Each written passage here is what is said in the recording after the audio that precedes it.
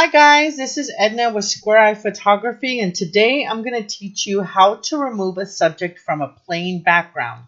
Now I have other videos that teach you how to remove subjects from landscapes, but this one is a little bit easier since the background is pretty simple and you don't have to worry about all the other textures and colors that get in the way from removing from a textured background.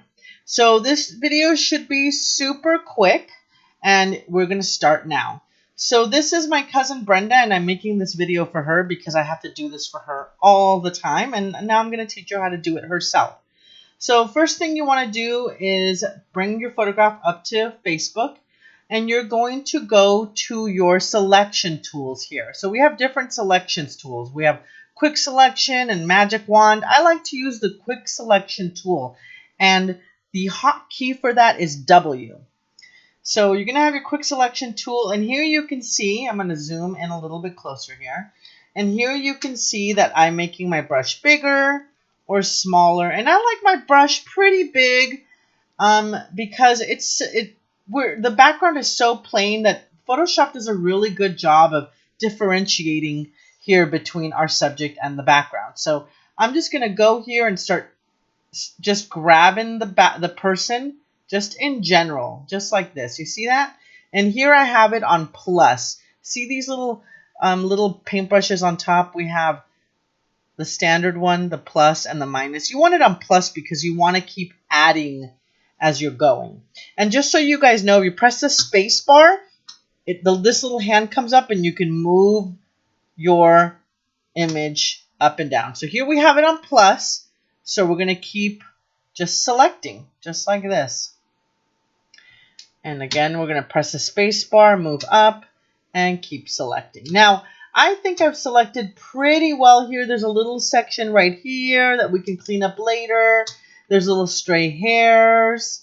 But I think in general, this is a pretty good selection. You can go smaller and a little bit larger when making your selection. But as you can see, Photoshop does a really good job when your background is plain. So now, from this point, even though we do have a few stray hairs, I think this looks pretty good. Now we're going to go to Select, Refine Edge, which is Alt-Control-R. Again, that's Select, Refine Edge. Now, before you do this, I want you to have the image zoomed in so that you can see the little edges with the hair, the areas that you think you're going to need the most help on. And usually that's the hair area. So I already have the image zoomed into this section here because once the new panel comes up, it's going to stay zoomed in. So we're going to go to Select, Refine Edge, and here we have the Refine Edge panel up. As you can see already, it's removed the background. And we still have some really weird jagged edges, and we don't have all the little fine hairs that we want out.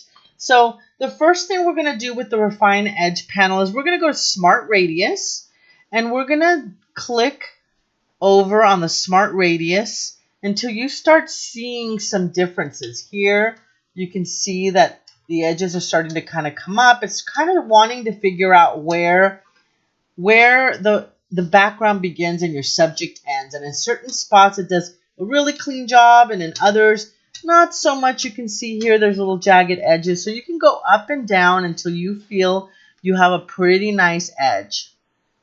There you go. I think that looks pretty good for me. But I am going to bring in the hairs. And I'm also going to smooth and feather. Okay, so here is this little brush right here. Now, if this isn't clicked on, you're going to click on this brush right here on the left-hand side. And you see the brush right here? We're going to start bringing in all the little hairs.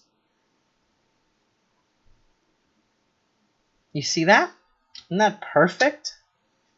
We're going to go all around the head and bring in all the fine hairs. I think nothing looks worse than when all the little hairs are really cut out and sharp. I think that's a very amateur mistake. There we go. Now I still think the edge is a little jaggedy, so I'm going to drop that pixelation here down on the Smart Edge area.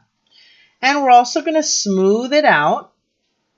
Here we go. That's starting to look a little bit better. And I also always want to feather my background. So again, you don't get that ultra sharp edge. I like 1.5 to remove my background from the subject from my background. It's a little too smooth. I'm going to drop that a little bit more, and we're going to add some contrast. As you add contrast, you're going to see here that things start to sharpen up a little bit. You see that? That looks pretty good. And you play with these until you get what you're looking for. That looks pretty good. Now, feathering one part. Now, I'm going to give you a big hint here. In order to get a nice clean line here, we're starting to see there's still a little bit of jaggedness here. So I'm going to take my brush and I'm going to go over this area. We can always undo here. That looks pretty good. That looks really good. All the lines are looking really good. Now, if you have a weird colored edge like green or red or something that just doesn't look right, you can always shift your edge over. Now watch this. See how I shifted my edge? That shifting of your edge is going to remove some of that background that might be left over, especially when you feather a little bit. So shifting your edge over might be something that you can consider doing. I'm going to shift it over just a tad, -3%. Just a little itty bitty bit. And we can always come back and do this again if it just doesn't turn out right. But I think that looks pretty good right there. And I'm just going over. I'm going to unsmooth. See how this looks. Uncontrast a little bit. I think those edges are a little too soft for me. I think that looks a lot better. All right. I think that looks pretty good. Just like that. That looks really nice. Okay. Now the next thing that you're going to do is you're going to go to Output 2.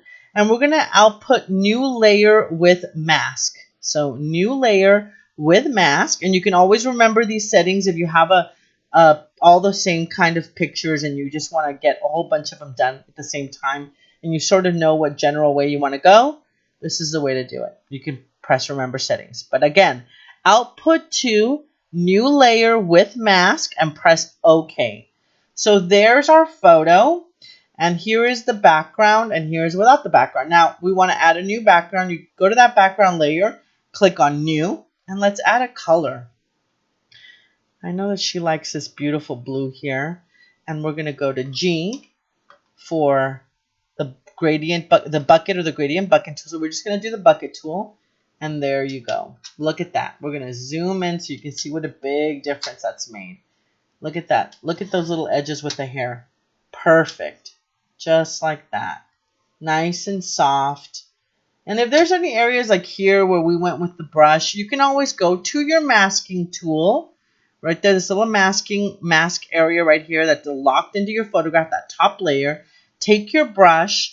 And you want to, you can smooth out this and clean up this area. So you're going to want to go to white. You can just press X, black and white. It should always be in black and white. If it's not on black and white, these two little squares, you can click on those and it'll turn to black and white. But you want white on there. And you just want to brush it on at 100% or 50% or whatever you want. You can just brush that on. And if that brush is too soft, you can go over and add more hardness. So let's say I've got it at 100% and I add that all of this area. You see how the gray is coming out here? Now you can press X again and now you just mask out the gray just like that. And you can make it small and much sharper just like this. Or you can add hardness to your brush.